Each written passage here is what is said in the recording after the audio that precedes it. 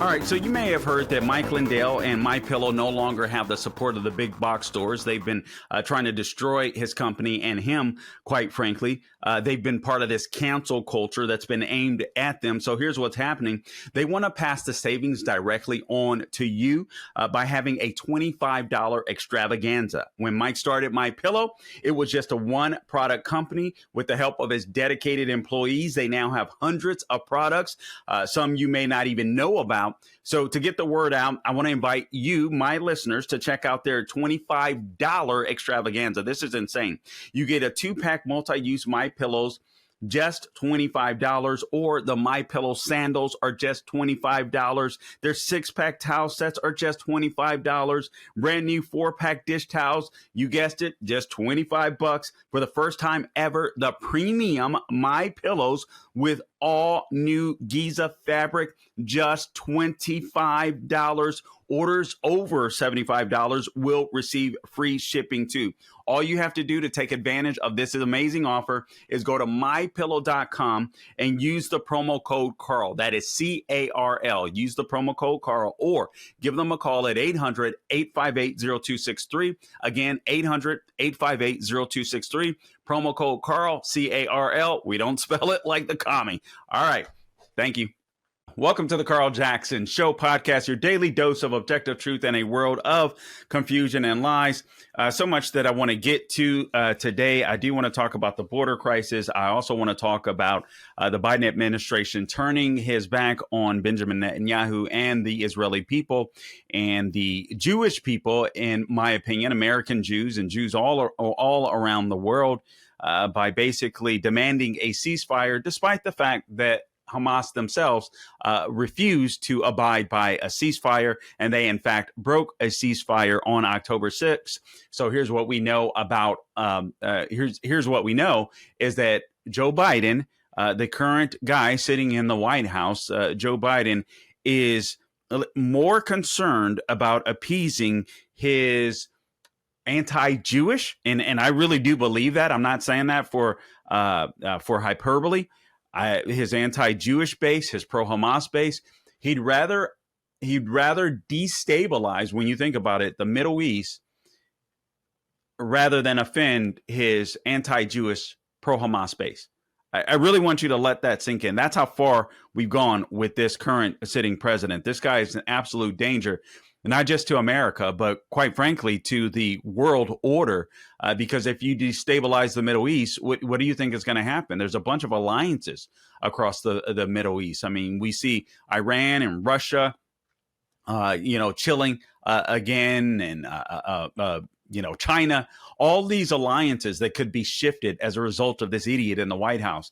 And we don't think about it in those terms. I'm also going to bring you some news on the border, some things that we may not think about, but I want to give you a firsthand perspective, if you will, from a chief, an ambulance chief or a fireman. I forget exactly what. Anyway, I have the details in the story that's outlined. Yeah, he's a fire chief by the name of Manuel Mello III in El Paso, Texas, or in Eagle Pass, Texas. I'm sorry, that he gives us a bird's eye view, if you will, so to speak, anyway, without photos of what's happening on the border, things that we don't consider, that I do want to share with you. Before I get into, I think I'll start with Biden in the Middle East and this whole thing with Hamas. But before I get there, I do want to bring to you some of the news for the day. That is on the tip sheet, some of the things that you may or may not have heard of in the news. And I just want to go ahead, like I said, and bring those to you. So let's start off with that. We'll call it Jackson's 5, even though we may end up with a few more again. And I'll get into this. The first thing is the big story. Biden holds a call with Netanyahu demanding a ceasefire and threatens to deny aid. And again, I'll go over my reasons and share some information with you why that is. Guys, we are in such dangerous territory. I don't even those of us that are people of faith, we understand that this goes beyond beyond this realm, if you will, not to sound kooky, but this is a spiritual battle too. As much as it is a political battle, as much as it is a geopolitical battle, it is a spiritual battle that we're seeing when it comes to Israel and Hamas. All right. Number two, Catherine Herridge is going to testify before the House Judiciary Committee. This is a very important story. You guys may or may not remember Catherine Herridge. She used to work on Fox News, a great reporter. And in my mind, a neutral reporter. I mean, she called balls and strikes, it seemed to me. She moved over to CBS News, which I scratched my head and I thought that was a bit curious. But when she moved over to CBS News, she continued, it seemed like, to do the same. Initially, I recall seeing her, I think it was in a White House press conference or something, where she asked a couple of questions where I was like, oh, don't tell me she's going to the left. But frankly, after that, I mean, things that I had read from her or questions that I had heard her pose to different, people in the administration or what have you, or any of her reporting, it seemed to be on par with what she was doing essentially at Fox. And so Catherine Herridge was laid off at CBS News, part of a large layoff at CBS News. But I think they laid her off. I think they just threw her into the mix is what I'm trying to say. I don't think I think they wanted to get rid of her, and they use the excuse that they were losing money as a way to throw her out, throw the baby out with the bathwater. But when they did that, they kept her stuff. I mean, I believe it was like a computer, some of her notes and stuff like that, of some of the sources that she used, and basically, basically they were threatening to not give this stuff back, but there was enough outrage where eventually it did happen. So here's just the summary from the New York Post.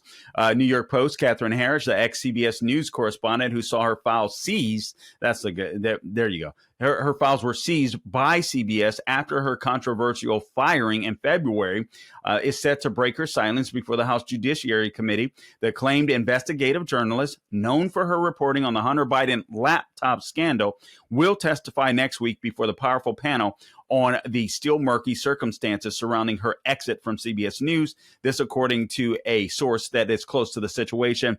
The potentially explosive hearing, titled, quote, "Fighting for a Free Press, Protecting Journalists and Their Sources," close quote, will take place on April 11th. All right. So again, they seized her property essentially. And there were so many journalists that came out in her favor, both on the left and the right, and said, this is something that we never saw happen. This is something that has never happened to me. If I left a particular news agency, even if I get canned from a particular news agency, they didn't try to keep my sources. So what's going on? We know what's going on. She was the only one investigative journalist at CBS News. And quite frankly, as far as I know, their entire journalistic staff that was reporting on the Hunter Biden laptop story and trying to be a fair journalist. You heard Sage Steele, formerly of ESPN. She came out yesterday. Should have had the audio for you, but I'm a slacker.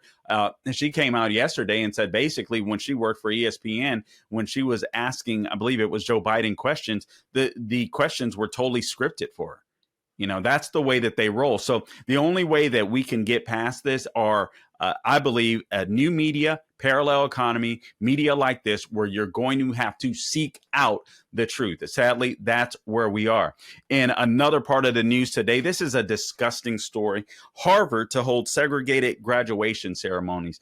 If you want to perpetuate racism, this is one of the best ways that you could do it. Not just perpetuate racism, but make sure that racism expands and continues to grow, because these Harvard graduates are going to go and they're going to work for major corporations, law firms, perhaps in hospitals, etc. And all of the racism that they have learned on these college campuses, they will now infect their wherever they may go career-wise. I mean, it's really, really, really a sad state of affairs. But here's the summary. This from National Review.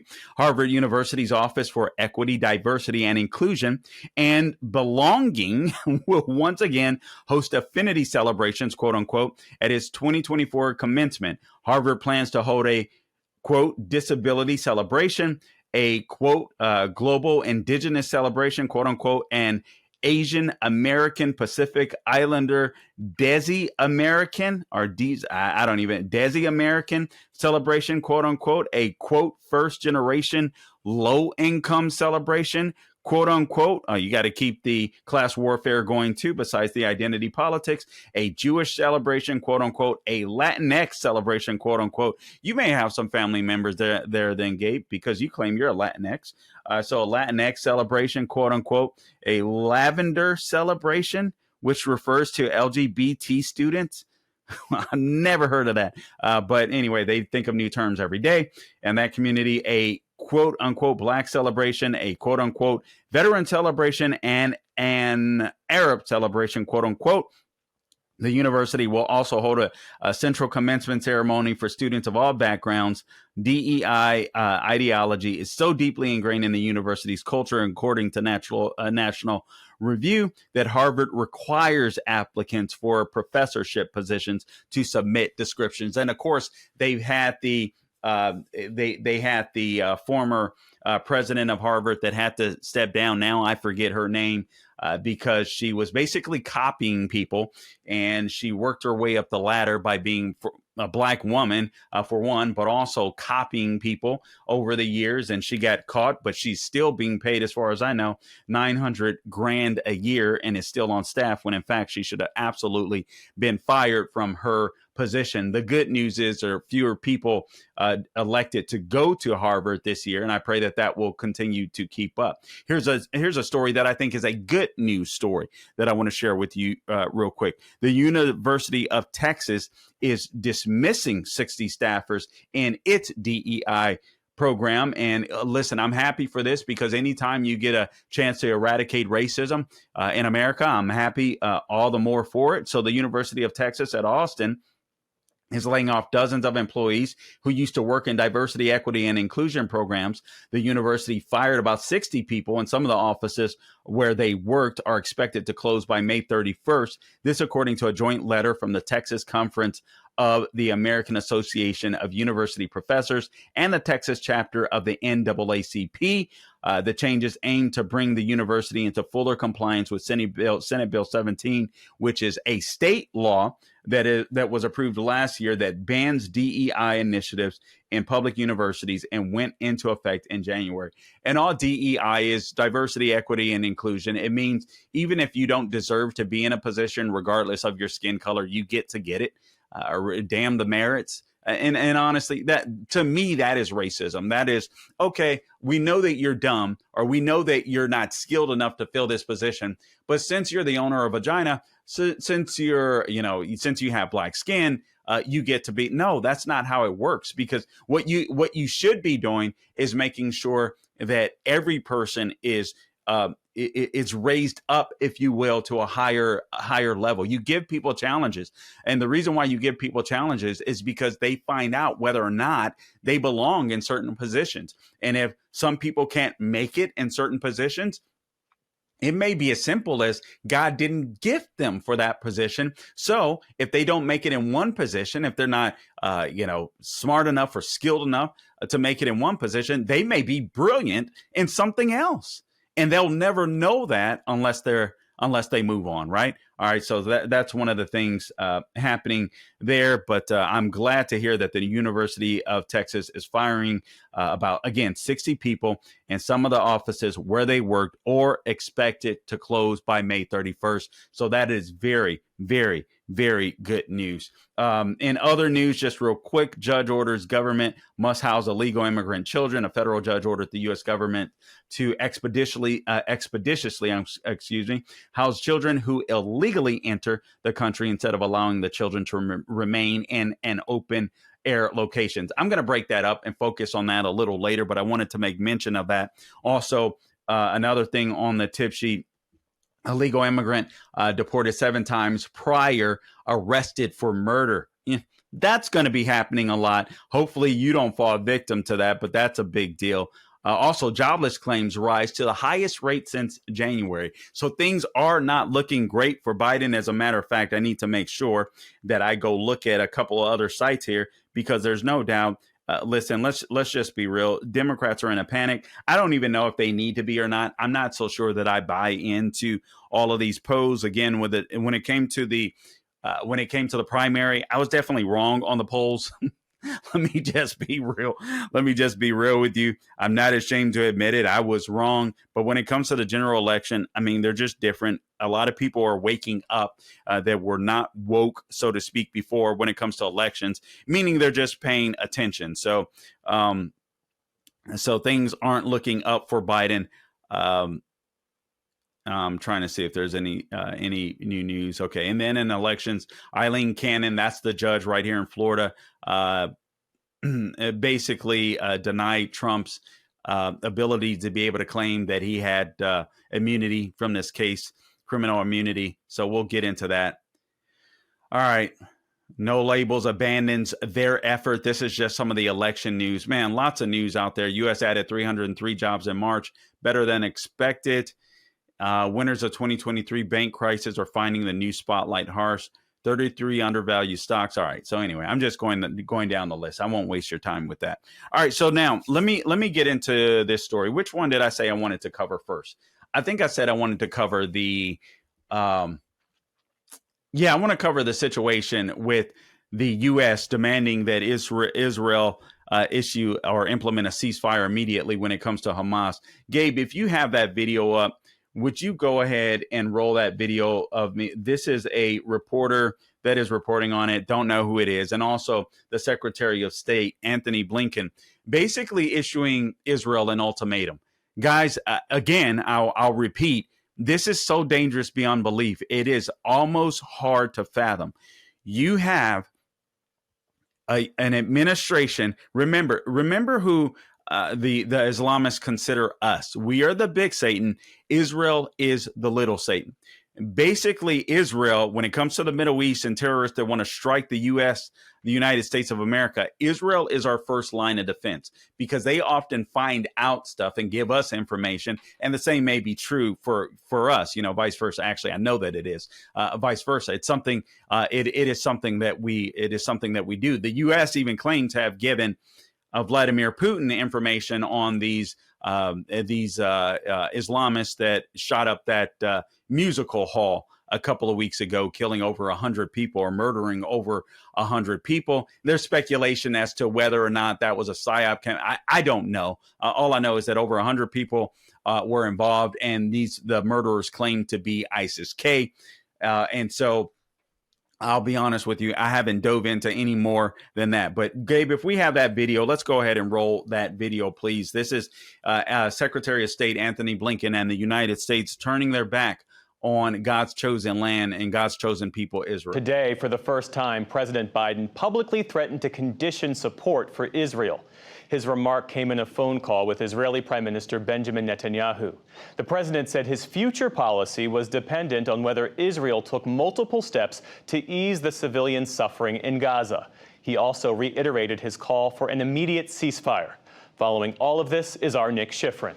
Nick, it's great to have you here. And look, as you well know, White House readouts of presidential phone calls with foreign leaders aren't always that illuminating, but we actually learned a lot today from the official White House summary of the call between President Biden and Netanyahu. Tell us what you've learned. The White House readout, but also U.S. officials who I've been talking to, tell me that the president was, quote, very direct with the prime minister. And the president said that following that killing of the World Central Kitchen aid workers, you see the car that they were traveling in, following the 3 cars that they were traveling in were hit by Israeli munitions. Biden said Israel had to, 1, better protect aid workers, 2, better protect civilians, and 3, reduce humanitarian suffering. And this is a quote from that White House readout. Quote, President Biden made clear that U.S. policy with respect to Gaza will be determined by our assessment of Israel's immediate action on those 3 steps. President Biden has not made that threat, at least publicly, available until now. And until now, he said that if he had a red line, that red line would be a full-scale military operation by Israel into Rafah. That's what you see right there, where 1.4 million Gazans have fled.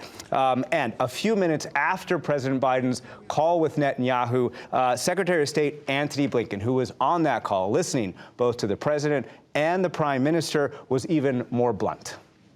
if we don't see the changes that we need to see, there'll be changes in our own policy. Blinken also said something that he has not said before, that Israel's priority in Gaza is not, or at this moment, should be fighting Hamas or even protecting Israeli territory. Those are the phrases that the U.S. has used in the past. But instead, Israel's priority in Gaza is this. Right now, there is no higher priority in Gaza than protecting civilians, surging humanitarian assistance, and ensuring the security of those who provide it. Israel must meet this moment. Israel has not responded to these statements publicly yet, but it has argued that the limiting of humanitarian aid is not its fault, but the fault of a lack of UN capacity in terms of distribution of aid inside of Gaza. It called the killing of those aid workers inadvertent, the product of a misidentification, and it's promised exactly what President Biden is calling for, Jeff, an independent, open investigation. And the president also called for a ceasefire. Okay, let's end it. Let's end it there. Let's end it there. All right, listen. What a jackwagon! I can't stand Secretary of State Anthony Blinken. This was a guy that was financially involved with Hunter Biden and his corrupt father Joe Biden while he was still Vice President of the United States. There's links to that, guys. That information is out there, and he looks like a total weakling. If you're Vladimir Putin, if you're one of the Iranian leaders, you're looking at this guy, you're Xi Jinping, you're dealing with Anthony Blinken, you know this guy is a total soy boy, as they say, and you would not be fearful of him. And let's be honest, listen, you're not gaslighting the American people. Biden administration, everybody and their mother knows that Joe Biden has dementia. And I'm not going to play your game and pretend like it's otherwise. Everybody knows it. That's the Joe Biden White House, and it's an administrative state. Many people within that White House, I believe, are running it, including Jill Biden, because Jill Biden knows better. Oh, not Obama. Biden decided at one point in time that he was only going to run, and he mentioned that he was only going to run for one term, or only going to serve for one term, and he was going to move on. Jill Biden had something to say about it. She wanted to stay because you think about it. These people in the White House live lavishly. The people in the White House, when you become president of the United States, now, I may be wrong on these numbers off a little bit, but it is the equivalent, if I recall correctly, of living a lifestyle of someone that makes $150 million per year. Considering the travel, considering the security, considering the meals, all that kind of stuff, you would have to be extremely wealthy to live the lifestyle one lives inside of the White House. And that's not a net worth of $100 million. That's you straight up netting or grossing perhaps $150 million per year. That's absolutely insane, but that is exactly where we are. And nobody wants to mention that. Now, again, I go back to Israel is our greatest ally in the Middle East because they are the only democracy in the Middle East. And I say democracy rather than the representative republic. We all know they have more of a centralized type government there, but they still allow for freedom. People can do what they want. For the most part in Israel, you had Gaza isn't this closed Strip, this open air prison. Remember, it was Israel that left the Gaza Strip voluntarily back in 2005. And then you had Fatah that was running another terrorist organization that was running it after Fatah. Remember all those bombs that people would come into to Israel and to the Gaza Strip, and literally they would blow up buses and all this kind of stuff. Israel finally said, here, we're giving you this land. We're getting out. There was a lot of pressure on Israel to do something like that. So they abandoned Gaza. They left it to the terrorists. And then they even tried to help out the terrorists. They sent cement in there to help them build buildings and plumbing infrastructure and all that. And all the plumbing infrastructure, because Fatah ended up losing an election. So Hamas took over as the new terrorist of the Gaza Strip. And all of the stuff that was being sent, all of the aid that was being sent into the Gaza Strip, Hamas, the terrorist organization, because why wouldn't they, started using that material to attack Israel. I mean, this is insane. And all you have to do is just a tad bit of research to understand this. But this is all about Michigan. This is all about the areas, one of the swing states, or perhaps a couple of swing states, perhaps Wisconsin too, that have a base of where there's a bunch of anti-Jewish, pro-Hamas base, the Ilhan Omars of the world, the Rashida Tlaibs of the world. This is who the Biden administration is catering to, and they're willing to cater to a very small amount of voters within those states because they're so fearful of losing the election. But we could totally lose the United States in a World War III. Do you understand how asinine a Secretary of Blinken and a Joe Biden administration are? And now they have the audacity. They have the audacity to talk about or to talk about the casualties caused by the IDF when Israel goes out of their way to make sure the civilians aren't killed in their attacks. I mean, they literally drop pamphlets. They give people warnings. They send, instead of bombing a building initially, they send like these knock-knock things or whatever, these dummy type missiles to hit the building so people know to leave. But Hamas will convince people to stay or force people to stay because they like the propaganda. Oh, look at what Israel is doing. Meanwhile, Hamas does nothing to stop fighting. It was Hamas that went into Israel and brutally murdered 1,200 people and kidnapped people and still has American hostages and some Israeli hostages, raping women, cutting off their breast as they're raping them alive, shooting them in the head while they're raping them. I mean, baking a baby in an oven or a couple of babies. I mean, it's nightmarish. And this is who the Biden administration, just think of how evil you have to be to even want to work with them. I don't give a flip. Listen, and I got to be honest with you, the humanitarian aid, that is the casualty of war. It sucks. Innocent people die, but Hamas should have never attacked Israel, and Hamas needs to be slaughtered. I'm not giving an inch on that. And we all know about the UN workers that were actually helping out Hamas, even holding some of the captives hostage as well. So please spare me. I'm sorry.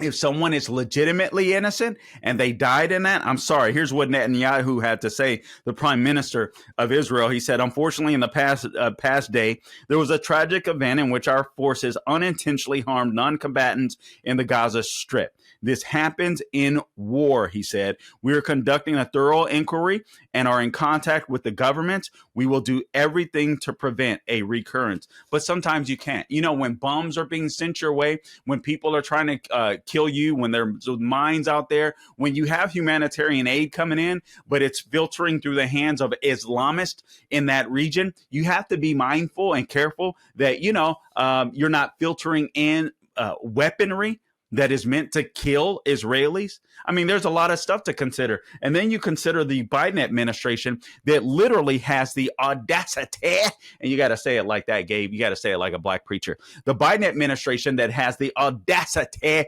to talk about the killing of innocent people. This is a pro-abortion administration. And all right, guys, okay, well, I'm for woman's choice. All right, well, that's a dumb thing to say, given that a baby doesn't have the same DNA as the mother. Once that sperm and that egg collide, they don't have the same DNA, so we know that it is an individual life. But okay, you're for killing babies. Okay, all right. Well, I'll deal with that. How about you guys remember that innocent family that the Biden administration straight up missiled in Afghanistan? You guys remember that during Biden's disastrous withdrawal from Afghanistan in 2021, which again led to a reemergence of ISIS. Remember ISIS? Remember watching the videos of ISIS literally burning people to death, chopping people's heads out. They did heads off. They did it with Daniel Pearl. They did it with another young gentleman. God forgive me, I forget his name, but he lived in this vicinity in Florida, somewhere not too far from me, if I recall correctly, or at least had some connection, I believe, to a university that isn't too far from me. And killed him. I mean, chopped off his. Remember them? And then you have the Obama administration. They came in and said, listen, it's going to take us probably 25 years to get rid of these people. And then Trump comes into office and then he speaks to the generals. What do we need to do to get rid of ISIS? And they're like, dude, just unleash us. And then in a matter of a few months, ISIS was basically gone. never to be thought of again, with a few people, remnants, that scattered and hid out and all that kind of stuff. But as a force, they were completely irrelevant. Well, yeah, they're back now under Joe Biden. And Trump was able to wipe them out quickly simply by saying, you know what, kill them. They're terrorists, kill them. We're in that region, kill them. That's it. Just take off the gloves. And what was a 25-year war, according to Obama, turned into a few months, I believe it was. Insane. That's how much we handicap our own military. And frankly, when we're putting our men and women in harm's way, we should allow them to kill whoever the hell they have to kill and come home. All right. We shouldn't play political games with other people's lives when they're sitting there taking the bullets. This is one of the things that I can't stand about the politics, if you will, of war. But remember, during that, going back to that disastrous withdrawal, right, where you had 13 service members that were killed because of Joe Biden and his administration that didn't need to be. With that drone strike, you also had 10 innocent Afghan nationals that were killed, including 7 children that were killed in a drone strike, right? So no one's talking to Biden about that. What about Russia? What about the Russia-Ukraine war? I mean, that's pretty fascinating, right? We stopped drilling here, cut off the Keystone XL pipeline, and our very NATO allies were dependent upon Russia for their oil and gas. But Biden crippled us, and at the same time emboldened Russia. And Russia was like, "Wow, they're so dumb. The United States and the Biden administration is so dumb. They're cutting off their oil supply, which was hurting me as Vladimir Putin, as being a dictator. It was really hurting me financially. But now they're giving me the power to sell oil to their allies. Oh, and by the way, we're selling more oil to the United States as well. Just crazy, I mean, just absolutely nuts. And that's exactly what we were doing. And then Putin sees and realizes how weak Biden is. He camps out with or has his soldiers camp out on the border of Ukraine and invades it, while Biden basically asked him to do it. I mean, just totally insane. So these people have the audacity to call Netanyahu out. 7 people died. All right, it's a tragedy if they all are indeed innocent. It's an absolute tragedy. And it's one of the tragedies of war, but please spare me, all right? When the Biden administration straight up droned a father and his family inside of a vehicle and tried to pretend like it was something else until they couldn't any longer. And then allowed our 13 U.S. service members to be freaking murdered when a shot could have been taken. Other military men have come out and said, we had the shot. We could have taken that suicide bomber out, but we weren't given the go-ahead. Spare me, please. Spare me, please. I appreciate you tuning in to this edition of the Carl Jackson Show podcast, your daily dose of objective truth in a world of confusion and lies. Don't forget to support mypillow.com. Also, and use the promo code Carl. Also, find us all things social media at the Carl Jackson Show. All right. We're on X, Instagram, Facebook, True Social, Getter, wherever we are. And please subscribe to the podcast, rate the podcast, or review the podcast, and please share it. All right. We would certainly appreciate that. Until next time, don't grow weary doing good. God bless you.